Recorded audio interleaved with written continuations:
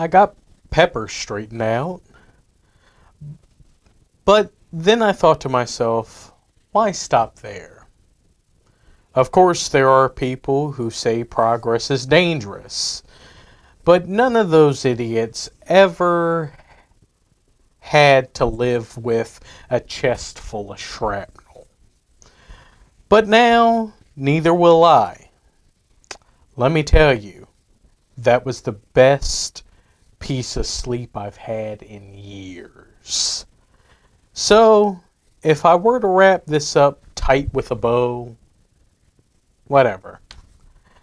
I guess I'd say my armor, it was never a distraction or a hobby, but a cocoon.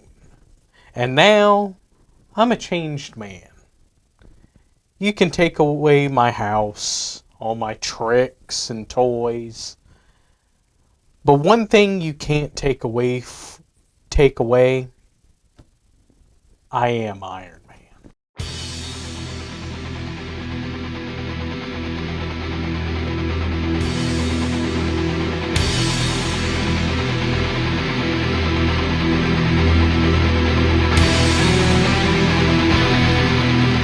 Hello everyone, welcome to the Real Screen Team. I'm Andrew Thomas. I'm here with fellow Iron Man Christopher Johnson. Hello, everyone. We're finally finishing up the Iron Man for Road to Doomsday.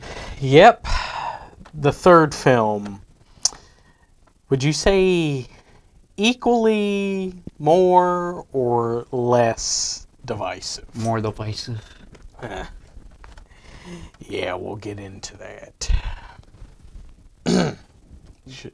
But before we do that, make sure that with Iron Man 3, before we do that, make sure to find us on Facebook, the Real Screen Team. Where else? You can also find us on Reddit, Instagram, TikTok, and Lemonade. And make sure to like, comment, share our videos, and definitely subscribe to our YouTube channel. Yep, as we're getting close to 300 subscribers. Once we reach 500, we can get monetization, and we'll also open our Patreon, which through your very helpful donations, will actually make some very special videos. Mm-hmm. And of course, for everyone that has subscribed, thank you very much. We are very appreciative. So, want to get to the overview? Okay. Iron Man 3 is a 2013 superhero film based on the Marvel Comics character Iron Man. Produced by Marvel Studios and distributed by Walt Disney Studios Motion Pictures, it is the sequel to Iron Man and Iron Man 2 and the seventh film in the Marvel Cinematic Universe. The film was directed by Shane Black from a screenplay he co-wrote with Drew Pearce.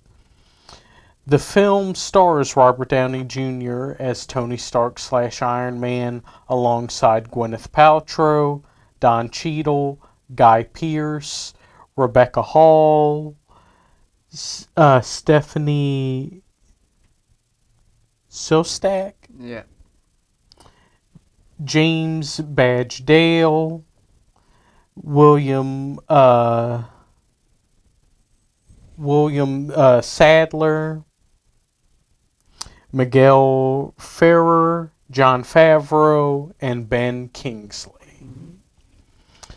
The film was mostly critically praised for its action sequences, Black's direction, and Downey's performance, though there were criticisms for the portrayal of the Mandarin. Mm-hmm. And we'll get into that. The film was a box office success, grossing over $1.215 billion worldwide, making it the second highest grossing film of 2013 and the 16th film to gross over $1 billion. And yes, it's also a part of the $1 billion club for the MCU. The film received Best Visual Effects nominations at the Academy Awards and the BAFTA Awards. Now, the synopsis. Plagued with worry and insomnia since saving New York from destruction, Tony Stark now is more dependent on the suits that give him his Iron Man persona, so much so that every aspect of his life is affected, including his relationship with Pepper. After a malevolent enemy known as the Mandarin reduces his personal world to rubble, Tony must rely solely on instinct and ingenuity to avenge his losses and protect the people he loves. This should have been the film that Demon in the Bottle should have been adapted in. Mm-hmm.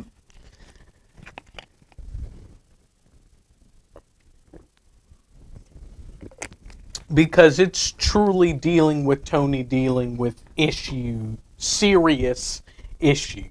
Mm-hmm. I mean, as someone who does deal with sleep issues, I have serious sleep apnea. Mm-hmm. Stuff like that can really affect you. Mm-hmm. So, yeah, all the stuff that happens to Tony in this one, plus him dealing with everything that happened in Avengers, I could believe him in drinking. Mm-hmm. I mean, your thoughts? Yeah, I do. I have trouble sleeping too. But get into the cast, starting with the man himself. Tony Stark, aka Iron Man, played by Robert Downey Jr. I said we'd clap for all three. We clapped. Once again, Downey's perfect, and we actually get to see him deal with some truly heavy stuff mentally and emotionally. Yep. He gets post-traumatic stress after the events from the Avengers movie, which we haven't reviewed yet, which probably won't come until closer to the end of this the year. Yeah. Or the beginning of next year. Give or take the studio. Yeah, true.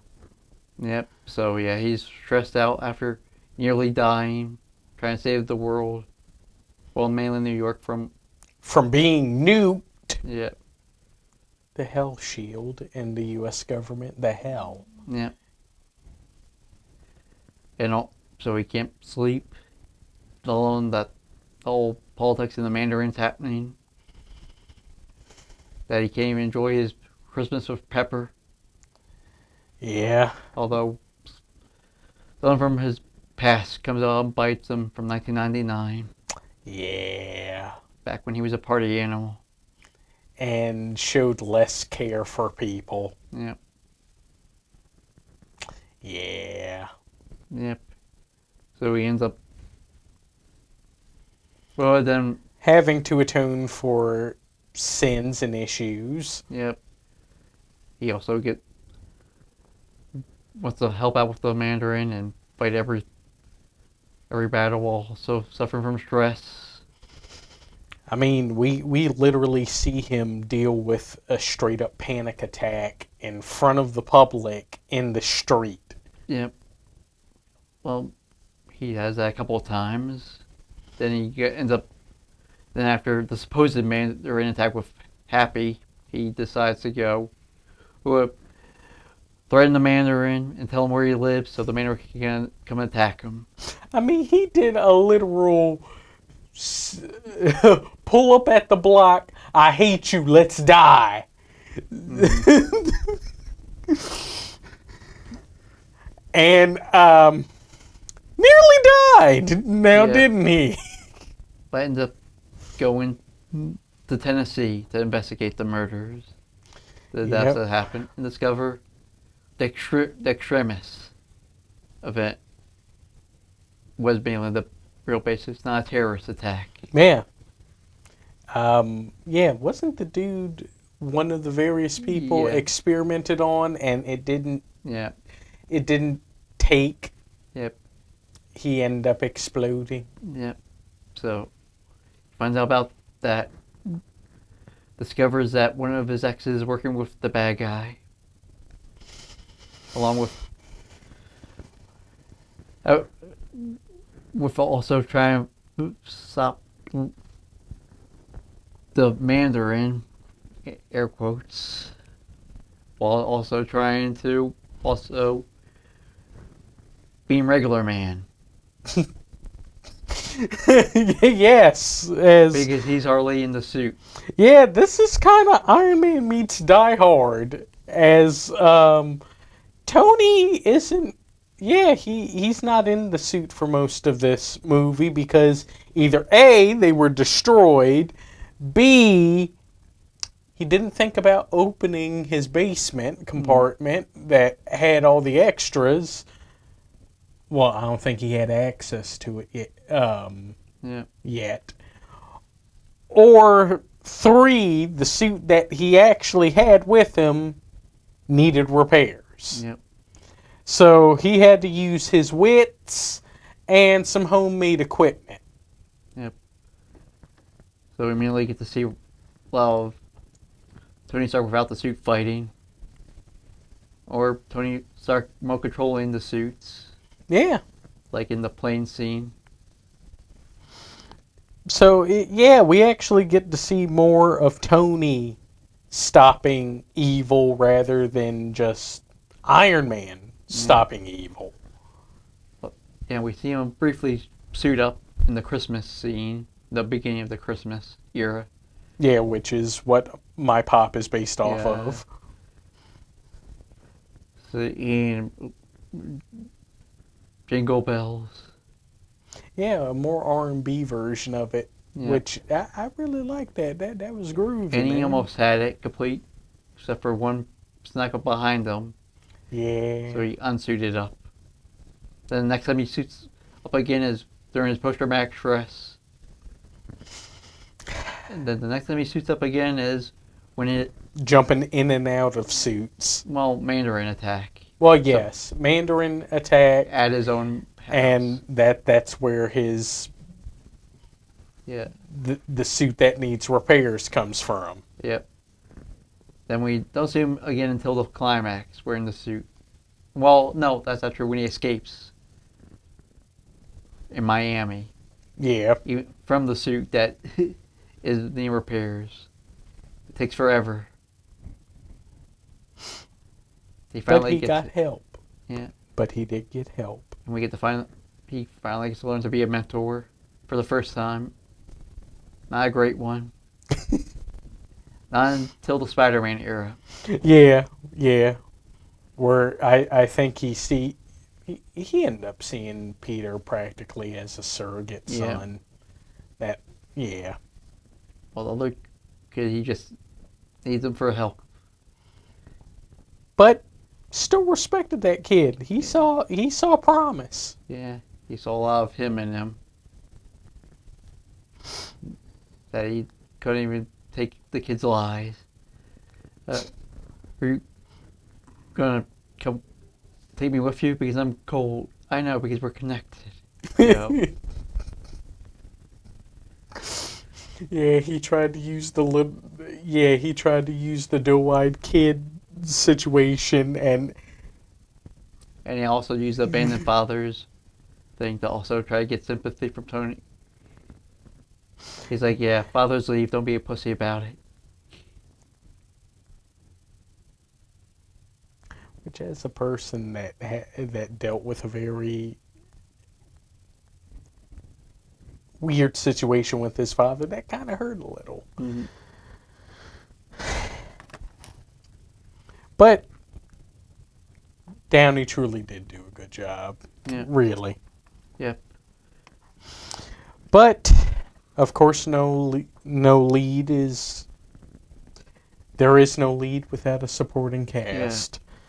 I guess start with the woman in his life. Pepper Potts, played by Gwyneth Paltrow. Kind of, sort of. Yeah. Golf clap. She's not quite as bad as Iron Man 2. Yes, this is true. She's actually a lot more helpful, sympathetic, and actually shows a lot more of care for Tony. Yeah. Even though Tony's not quite as jealous of another guy hitting on her. Yeah. Yeah. Even though she suspects him of being jealous, even though it was Happy's idea of spying on the other guy. But, well, at least in that aspect, he's secure in himself. It's just other things that he's dealing with that are utterly making him an emotional wreck. Like activating a suit in his sleep. The scare. Yeah, and seriously scared and nearly killed Pepper. And she finally gets to wear the suit. Yes. Which ends up being foreshadowing. The end of the good era, mostly. Yeah. Yeah. Yeah, so she uses the suit. He uses the suit for her when she gets blown up. Don't they jump into like a couple different suits during the big climax? He does, not her. Yeah. She's being extremist. Oh, very true, very true. Yeah. And he needs to snap her out of it. Yeah. While at the same time not dying. Yeah. They try to foreshadow that she would be dying, even though we all know that's not true. No. Despite her contract expiring after this movie. They weren't going to do her like that. Yep, so yeah. And in the end, she does get fixed after getting captured by Aldrich Killian and being turned into an extremist person as his trophy. I swear, weirdo. And she ends up being the bad guy at the end. Which was great. So let's talk about the other. See, she was a lot more helpful in this one. Yeah. Just like in the first one where she was helpful. Why wasn't she helpful in the second one as much as she should have been? Yeah. And he ends up getting rid of his suits for her at the end. For now. Yeah. Still Avengers Age of Ultron. But we don't get an explanation until Captain America Civil War. That they broke up for a while? Yeah. And why the suits came back also in Captain America Civil War. We got both. But no explanation. Though, how did things work out that they ended up getting back together? That's never explained. All we know is they got back together and then he proposed to her publicly. Yeah, because he couldn't announce Spider-Man. Spider-Man being a new member of the Avengers. Yeah. See, these are plot. That's a big plot hole. Yeah. And we talk about Happy Hogan. Yes, Harold Happy Hogan, played by Jon Favreau. In his acting mode only, since he's no longer director. Yeah, which sucks. He kind of starts the plot going by by his obsessiveness over the badges, suspicious of Aldrich Killian's men. And then ending up almost being the sacrificial lamb. Yeah. I think they consider of killing him off, Happy Hogan, in this movie. How dare they? Yeah. But yeah, Happy did do a little bit, but not quite as much in Iron Man 2, like he did in Iron Man 2. He gets beat up and in the hospital. Put in a coma. Yeah. Find out that Downton Abbey is his favorite show, which is now no longer on the air. But well, I mean, it reached its conclusion. Yeah. But let's talk about Rhodey. Ah, yes. Colonel James Rhodey Rhodes, now known as Iron Patriot, played by Don Cheadle. He's a lot better, as a much friendlier Rhodey compared to the second movie. Yeah, this one actually feels like him and Tony have a lot more chemistry as friends. Despite Tony hating the Iron Patriot. the suit and the name. Well, I have issues with it for a whole nother reason. Yeah. It will be brought up later. Yep. Actually, no, it'll be brought up now. Iron Patriot is not War Machine's thing. Iron Patriot was Norman Osborn's identity when he and the U.S. government decided to make their own government-affiliated version of the Avengers, which ended up becoming the Dark Avengers. That it was supposed to be Norman Osborn as Iron Patriot. They had Red Hulk. They had Yelena Bova as their Black Widow. I forget who they had for their Hawkeye. And they had a clone of Thor. Yeah, the government actually cloned Thor.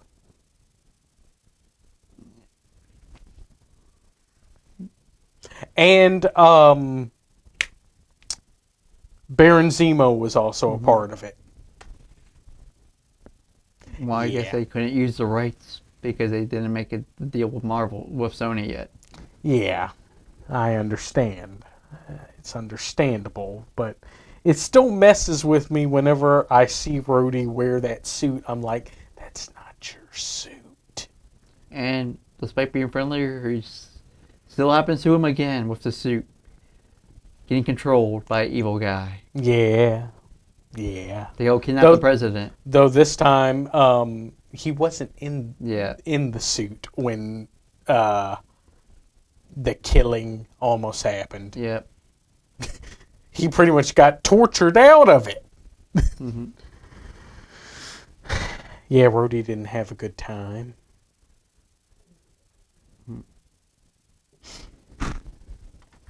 But hey, Don Cheadle did best with what he was given. Yep. He first tries to find the Mandarin, gets himself captured by the extremist people, just so Aldrich could get someone in the suit, get his henchman in the suit, well, his top guy in the suit.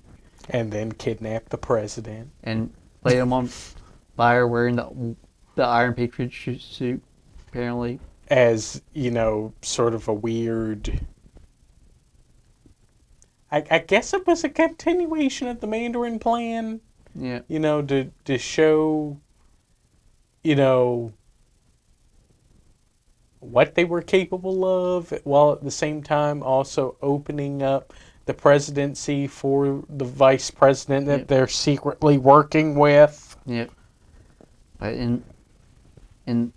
we get to see a lot of Rhodey fighting a lot of extremist people without the suit, which was nice. And he ends up teaming up with him and Tony end up teaming up for the final climax. Which was great. Yep. To help save the president and Pepper. Yes.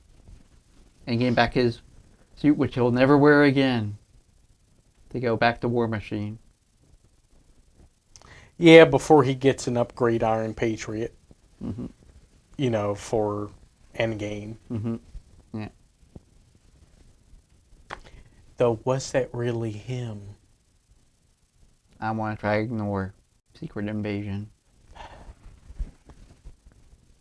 But yeah, so they go.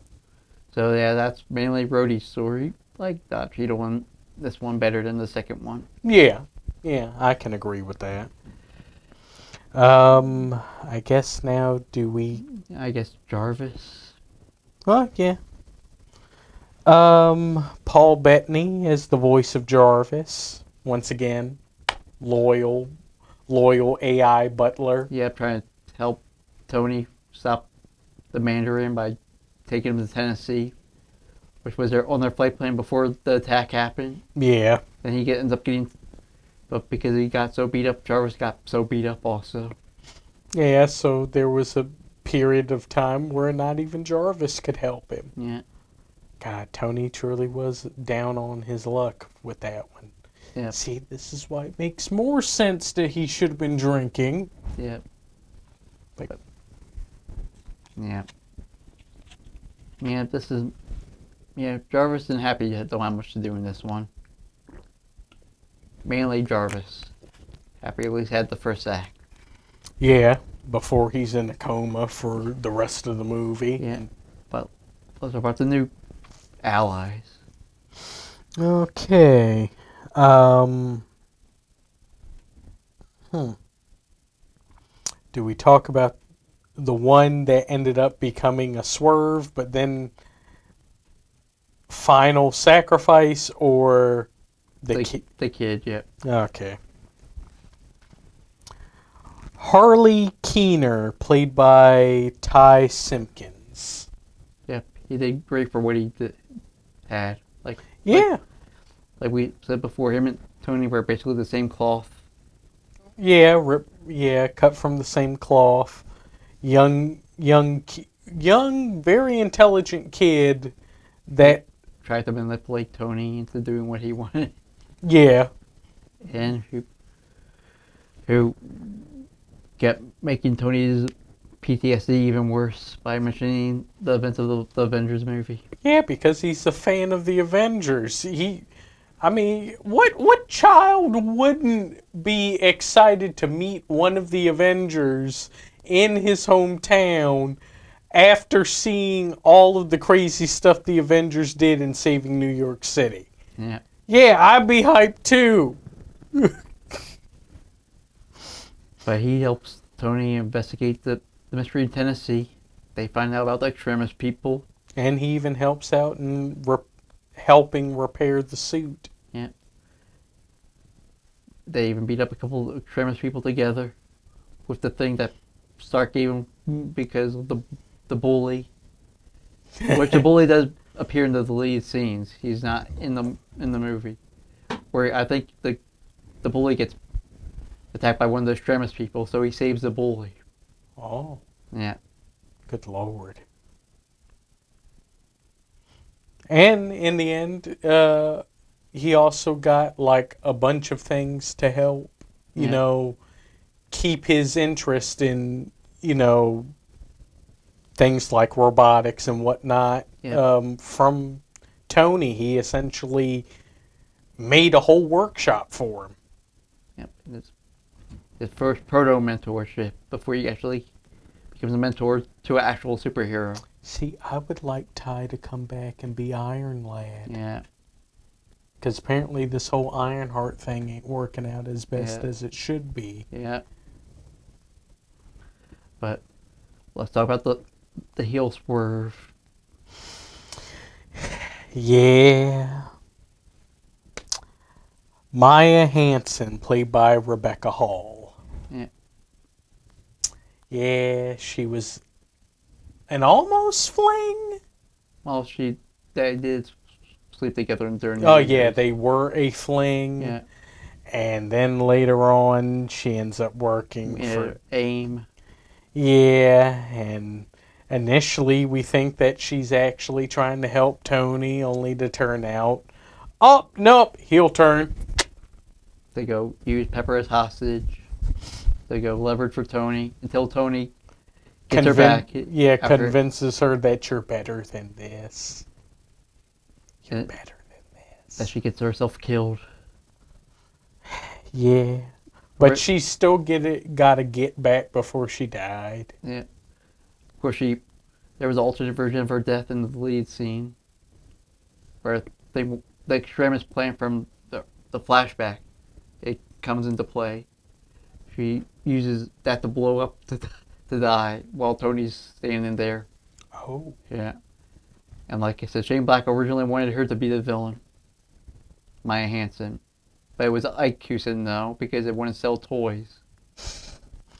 Perlmutter. So Maya Hansen would have been the one upset with the fling and get back at Tony. Of course, The Dark Knight Rises was also came out like the year before. Felt like it would have been a ripoff of having. Oh, secretly it was the woman all along. Yeah. Okay. So I kind of understand Ike on that one, sort of. Yeah, but at the same time, you not thinking that a female action figure wouldn't sell? Mm-hmm. Really? Have you not seen She-Ra? Mhm. Have you not seen all the other women that were in Masters of the Universe? Girls in the action figure line can sell. Look at April O'Neil for Teenage Mutant Ninja Turtles. Well, I did like Rebecca Hall. Oh, I thought she was hot, but I also liked Yeah. that. But I agree with her. She also, at since the years since the movie ended, she didn't like it that most of her stuff was cut. Yeah. That we hardly get to know her. We see her at the Yeah. beginning, then she just shows up before the Mandarin attack at Yeah. Sark's. There wasn't enough time to get invested to then feel sad about the betrayal And her then death. yeah. Yeah. But let's talk about the Mandarin himself. Or the henchman. Now, when you say the Mandarin himself, the guy that's actually controlling the plans, or the guy that is... The guy they think. Okay.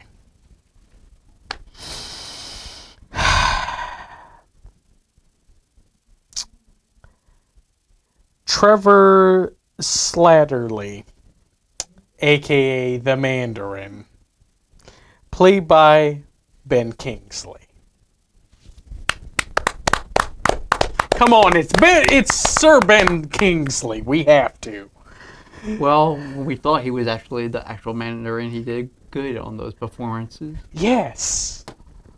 Only for us to find out that no. He No. wasn't really the Mandarin. He was just playing a role. Yep. Yep. As he was, a drug or alcohol addicted actor? Yeah. Drugs. He was promised more drugs if he did the part. Well, more drugs, women, and a really nice penthouse to live in. Yeah. Yep. Everyone was excited to see the Mandarin since he was the main I villain. was so hyped. We all were so hyped. Especially when you have Ben Kingsley play him. And you give us this? Yep. Wasted Ben Kingsley. He would have been a good Mandarin. Yeah. Of course, Shane Black thought it was offensive, the Mandarin. Mainly because of his early comics. Why? Because of the Asian representation and whatnot? Yeah. Even though Ben Kingsley is half Indian.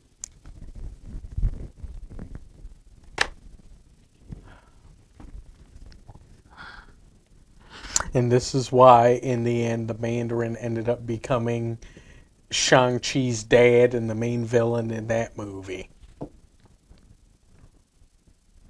And he just used the Mandarin as one of his aliases. Mm-hmm. Because the man had actually lived for, like, a couple millennia. Mm-hmm.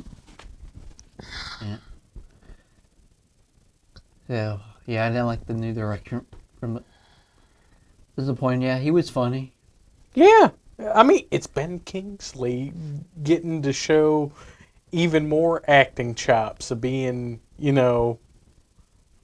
much more funny and charismatic. They only did that brief sort of giving hints before the actual reveal. When the guy was kidnapped. Apparently, Aldridge and Trevor didn't expect the president to call right away. No. So they fake shot the guy. Ah, Lord. Yep. So in the end, he does become a celebrity, and we get to see more of him and other things, like One Shots and Wonder Man. And in Shang-Chi. Yeah. He showed up in Shang-Chi. Mm-hmm. But So- yeah, he could have been a good Mandarin. Yeah. A great what if. Yeah. Let's talk about the actual guy in charge. Yep. Aldrich Killian, played by Guy Pearce. Mm-hmm.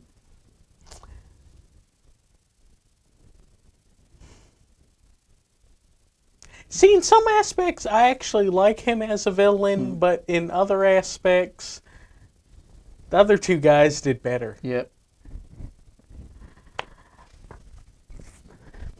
Plus, on top of it,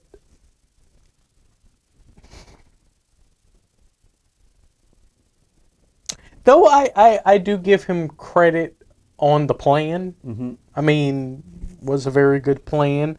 And also him introducing AIM. Yep. From the beginning of the flashback, when he looks like pre-Edward Enigma from Batman Forever. Why has that been like... Why was that a thing for like a little while when it came to villains before they get like a huge upgrade? Mm-hmm. They look like Edward Nygma. Yeah. I mean, he got his extremis up the grade. He was just a nerdy guy. That also had a disability. Yeah. A physical disability. Mm-hmm. But apparently through the extremis virus, able to fix himself and also start tapping into certain parts of his brain that most people have not been able to tap into. Yep. Making him a super genius. And also I think that kind of made him develop a super ego. Mm-hmm. And of course he also got he was into Pepper, even though we never get to see that flashback. We just hear about before I would have liked to have seen that scene in the flashback before. Yeah. At least having her at the party also. Yeah, it would have made sense. No. Because how long had she worked for Tony? They don't really say. But she's so well known to be, to be his closest assistant. Yep. Publicly known. But he decides to capture her, use her both as a trophy and as a hostage. Bro, she's not gonna get with you. And make her into extremis just like him. Yeah, either hope it works or she just bursts into flames and explodes.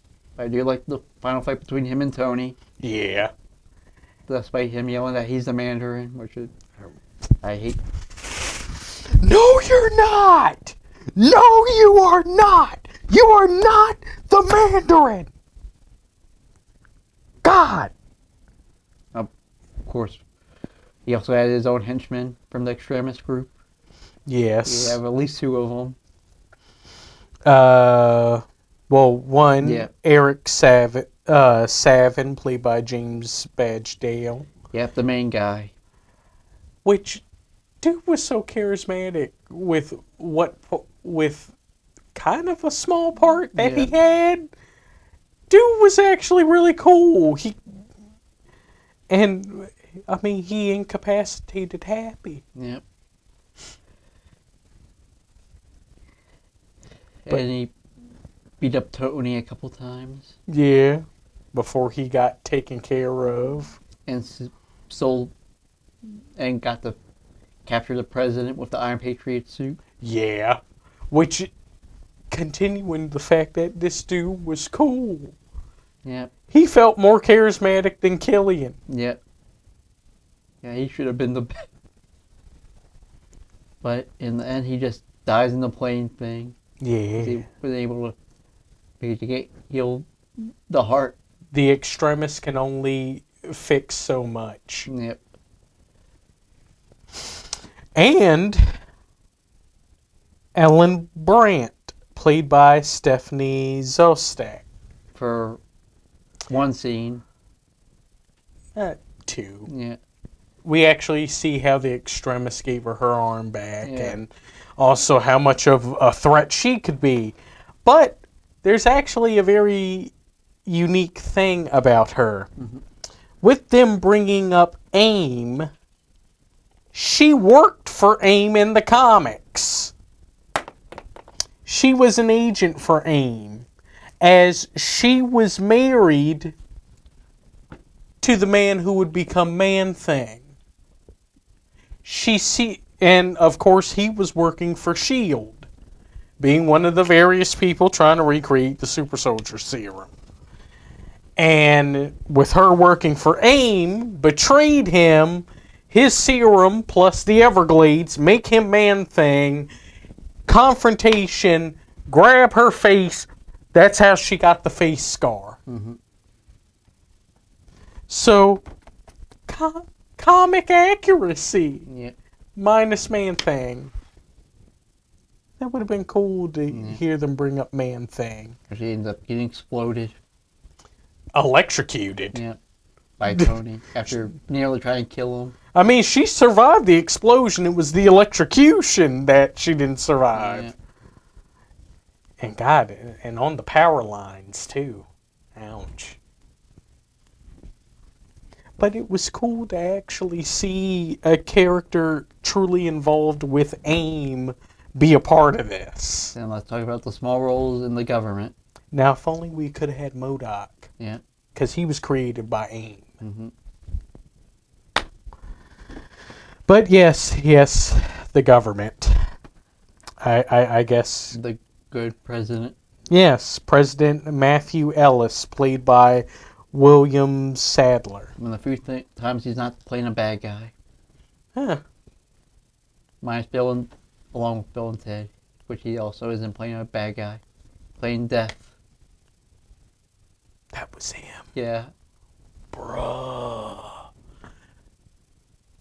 That's the reason why he felt so familiar? Yeah. Huh. And he's playing a good guy in a Marvel thing while he was playing a bad guy in DC with the Flash. Oof. He gets killed by another villain in the end. This time he's just trying to protect the country from the Mandarin. Yeah. And ends up getting himself captured for political theater. And also get him out the way so then the guy that's secretly working for AIM can become president. Yeah. So about the guy secretly working with AIM.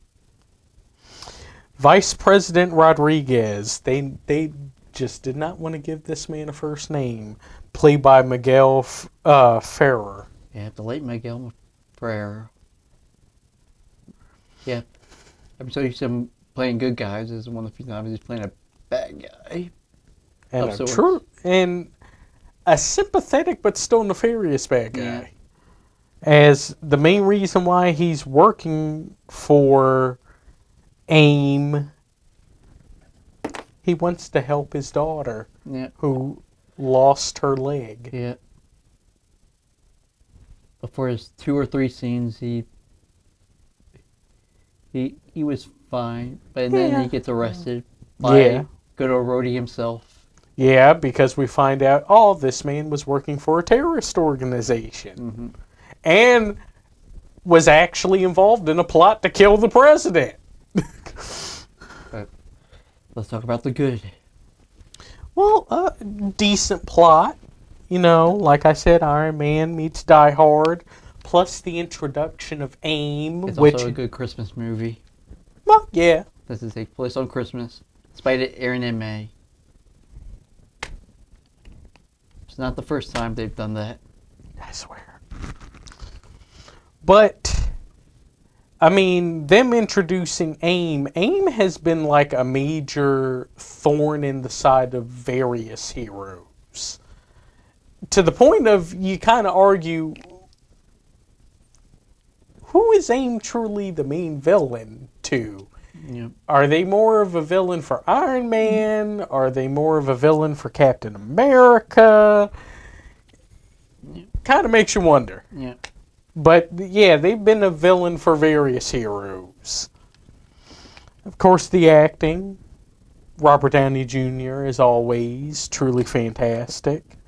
We get to see a lot more depth. Guy Pearce did fantastic with playing Aldrich Killian. Ben Kingsley, of course, such charisma. James Badgedale, he did fantastic. And Rebecca Hall and Ty Simpkins all did fantastic with what they were given. The action, the attack on Stark's house, the Iron Man suits versus all the agents of AIM. Yep. Merry Christmas, buddy. Showing all of.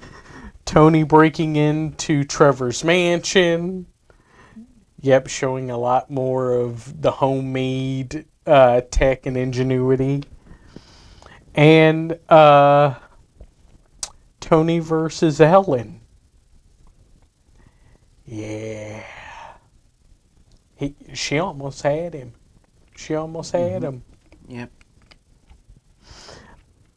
Like I brought up, the comic accurate lore. Plus, not just Ellen and her backstory, the extremis virus, which has influenced two major Iron Man stories, Extremis and Superior Iron Man.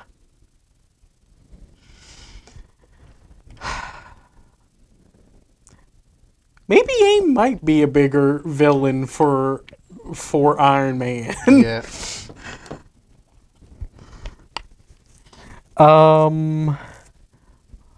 Plus, we actually got to see all the different and unique Iron Man suits.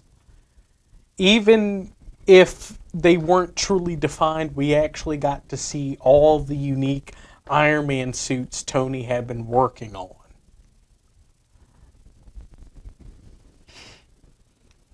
I have a feeling the stealth suit was one of those suits. Yeah. And the Thor Buster. Yep. And the Hulk Buster. I think the prototype for the Hulk Buster. Yeah. Now the bad. Oh, we forgot the cameo. Oh yeah, my apologies. Yes, before we get into the bad, more good. The cameos. Of course, our Stan Lee cameo. Yep. I was saying Christmas pageant. Yeah. Adam Pally as the news truck guy. He would be a good replacement as Weasel, since T.J. Miller is no longer Weasel. I don't know. I could see it, but I don't know. Adam Pally is... He doesn't play that type of individual. Mm-hmm. Nah, he's more of a good guy that tries to do well, but he's in a bit over his head. Playing big fan of, obsessed with Tony Stark. Yeah, to the point that he even got his beard to look just like Tony. And one relative unknown that would end up becoming a major heavy hitter in acting. Jenna Ortega as Vice President Rodriguez's daughter. Mm-hmm. She was so young. Yeah. Just a young child with CGI getting rid of her leg. Yeah. Who would have thought that she would go on to be one of the biggest actors today? Huh. And of course, the post-credit scene. Mark Ruffalo is Bruce Banner. The guy that Tony tells the whole story of Iron Man 3 to at the beginning of the movie. It was him, but he missed most of it. Yeah. Lord have mercy. Yeah, and that was Robert Downey Jr.'s suggestion to make it feel more connected from the previous movie. Plus the fact that he showed up in Incredible Hulk. Yeah. So, hey, pay it forward. Mm-hmm. Now the bad. The Mandarin twist. Yeah. So much promise. And they lied to us. You lied to me. Especially with... We'll never see Robert Downey Jr.'s Iron Man actually fight the real Mandarin. No. No, because he fought and got defeated by Shang-Chi. Mm-hmm. And also, Tony Stark was dead by that point. It's like Batman not fighting the real Joker.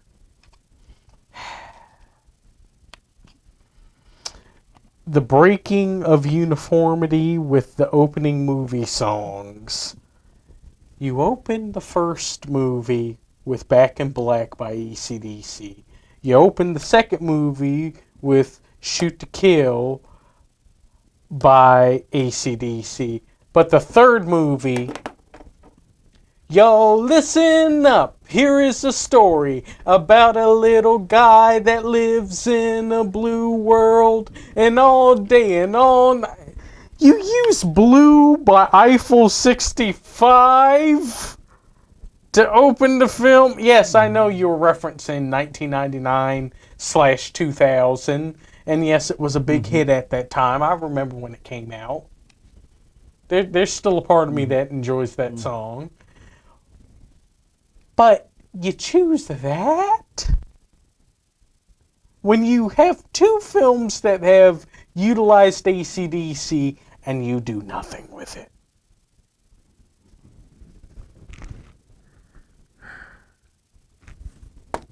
I'm so disappointed in you, movie.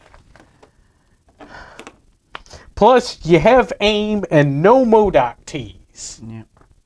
You could have done something. You could have shown that maybe a schematic or something involving MODOK. Like I said, Shane Black didn't want nothing to do with the Mandarin.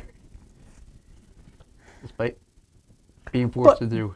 But MODOK is a part of AIM, and that's not offensive. Yeah. That's just scientist that works on an experiment that gets big head. Until we get... Yeah, we don't get MODOK till the nightmare fuel of Batman. Which is not how MODOK is made.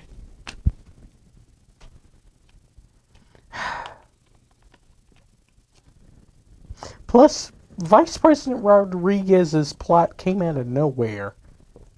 And it was resolved way too quickly. Yeah.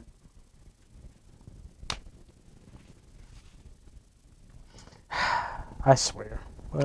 Let's get to our scores. I give this a 8 out of 10. Really? Yeah, there's... Despite hating the Mandarin twists, among other things, still think it's a good Christmas movie despite the whole Mandarin twists thing that drives me nuts. I watch every Christmas. Okay. Well, for me,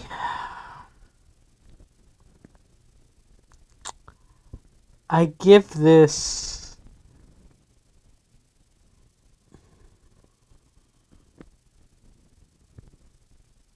a 7 out of 10. This was actually the first time I saw this film, and I didn't hate it. It was actually a pretty good film, despite what I already knew. You lied to me. I saw this in theaters, so in an RPX. Lord have mercy. Well, I actually saw the first two in theaters. Mm-hmm. Ah, Lord. I mean, story-wise, arguments can be made on whether or not this is better than Iron Man 2, but Iron Man 2, in my opinion, had a slightly better villain. Mm-hmm. And there were so many missed opportunities with the involvement of AIM. Mm-hmm. I mean, there's so many various things they could have acknowledged that AIM has been a part of. Because, of course, like I have said, AIM has had a very big impression on Iron Man. And pretty much all heroes in Marvel.